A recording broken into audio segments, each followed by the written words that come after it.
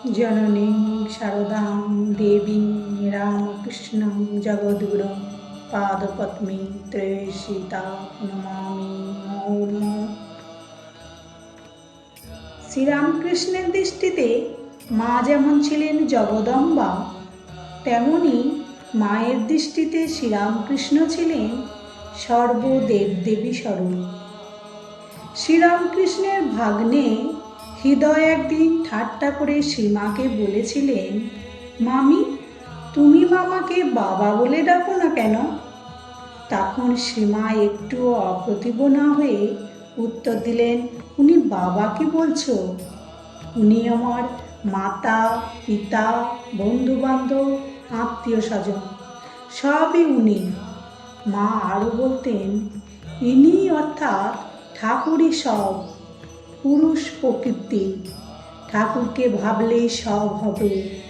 ঠাকুরের ভিতর সব দেবদেবী আছেন, এমনকি শীতলা মনসা পর্যন্ত।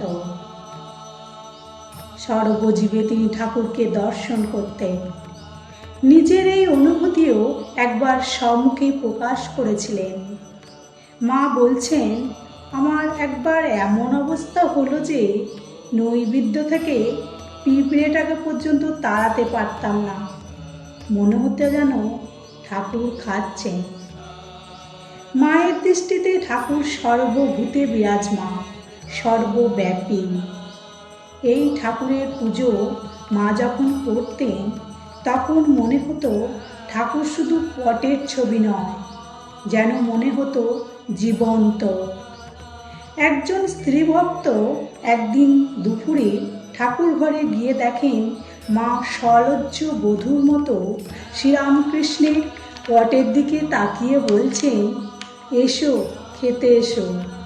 আবার গোপাল বিগ্রহের কাছে গিয়ে বলছেন, এসো গোপাল খেতে এসো। হঠাৎ স্ত্রী ভক্তের দিকে চোখ পড়তেই মা হেসে বললেন, সকলকে খেতে নিয়ে যাচ্ছি। এই বলে মা ভোগের ঘরের দিকে চললেন। স্ত্রী ভক্তটির মনে হলো যেন সব ঠাকুরেরা মায়ের পিছনে পিছনে চলেছেন। মা বলতেন, প্রাণের সঙ্গে ভোগ নিবেদন করলে ঠাকুর অবশ্যই গ্রহণ করেন।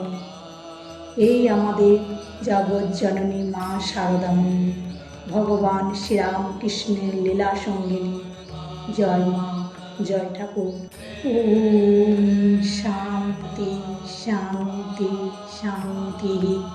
হরি ওম তৎসৎ। শ্রীরামকৃষ্ণ অর্পণমস্তু।